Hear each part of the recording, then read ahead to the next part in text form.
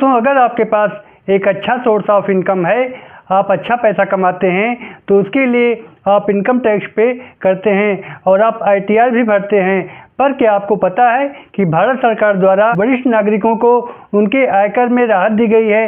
तो आइए जानते हैं। नमस्कार दोस्तों, मैं हूं आपका एडवोकेट विवेक पांडे और आप देख रहे हैं आपका अपना चैनल लीगल पोजर। दोस्तों, अगर अभी तक आपने हमारे चैनल को सब्सक्राइब नहीं किया है तो सब्सक्राइब अवश्य कर लें, क्योंकि लॉ से रिलेटेड ऐसे ही कंटेंट हम आप तक लाते रहेंगे। दोस्तों, भारत सरकार द्वारा ऐसे नियम बनाए गए हैं जिनमें कुछ कैटेगरी के सीनियर सिटीजन ऐसे भी हैं जिनको रिटर्न फाइल नहीं करना है। तो वे कौन सी कैटेगरी के सीनियर सिटीजन हैं और उन्हें कितना टैक्स देना पड़ेगा, इस वीडियो के माध्यम से हम जानते हैं।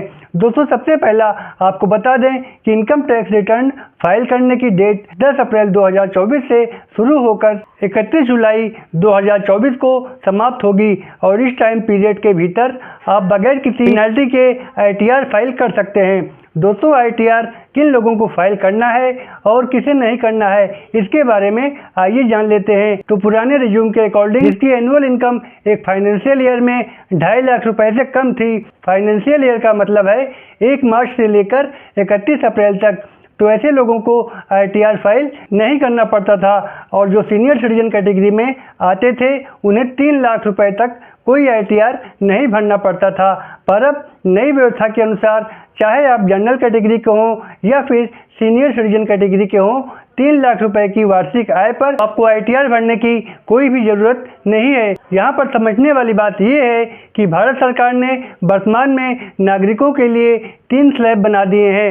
नंबर 1 है 60 वर्ष से कम आयु के लोग और नंबर 2 है 60 से 75 वर्ष की आयु वाले वरिष्ठ नागरिकों के लिए और नंबर 3 है 75 वर्ष से अधिक की उम्र वाले वरिष्ठ नागरिकों के लिए। तो अगर आपकी एज 75 ईयर से ज़्यादा है तो आप सुपर सीनियर सिटीजन की कैटेगरी में आते हैं और ऐसे लोगों के लिए ये रूल है कि अगर इनकी आय फाइनेंशियल ईयर में अगर 5 लाख रुपए तक है तो भी इन्हें कोई टैक्स नहीं देना पड़ेगा। तो अगर आपकी आय 3 लाख से अधिक है तो आपको टैक्स देना ही पड़ेगा।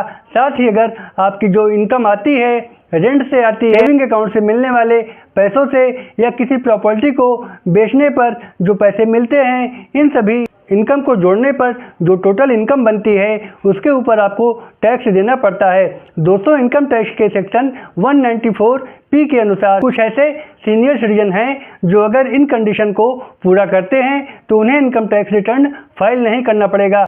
तो वे शर्तें इस प्रकार से हैं। पहला, उनकी आयु 75 वर्ष से अधिक हो, उनकी सोर्स ऑफ इनकम केवल 2 तरीकों से हो।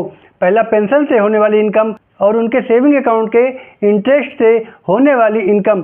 तीसरा है उनके पास केवल एक ही बैंक अकाउंट हो और उनको मिलने वाली पेंशन भी उसी बैंक अकाउंट में आती हो। साथ ही जो भी पैसे उन्होंने फिक्स किए हैं या FD किए हैं उसी बैंक में फिक्स होने चाहिए।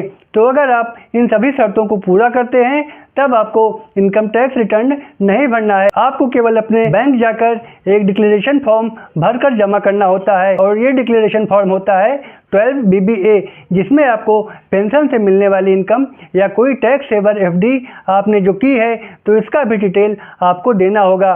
तो इसका फ़ायदा ये होगा कि आपकी जो डिडक्शन है एडजस्ट हो जाएगी और टैक्स भी कम हो जाएगा। और आपको ये भी डिक्लेयर करना होगा कि आपकी इनकम केवल पेंशन और बैंक इंटरेस्ट। तो इस डिक्लेरेशन फॉर्म को जमा करने के बाद आपको ITR भरने की कोई ज़रूरत नहीं पड़ेगी, क्योंकि अब बैंक का ये काम है कि वो आपके पेंशन से होने वाली इनकम और इंटरेस्ट से मिलने वाली जो इनकम है उन सभी को ऐड करके जो अमाउंट बनता है उसका टैक्स बैंक द्वारा आपके बचे हुए पैसे आपको वापस कर दिए जाते हैं। तो दोस्तों, ये था हमारी आज की वीडियो का विषय।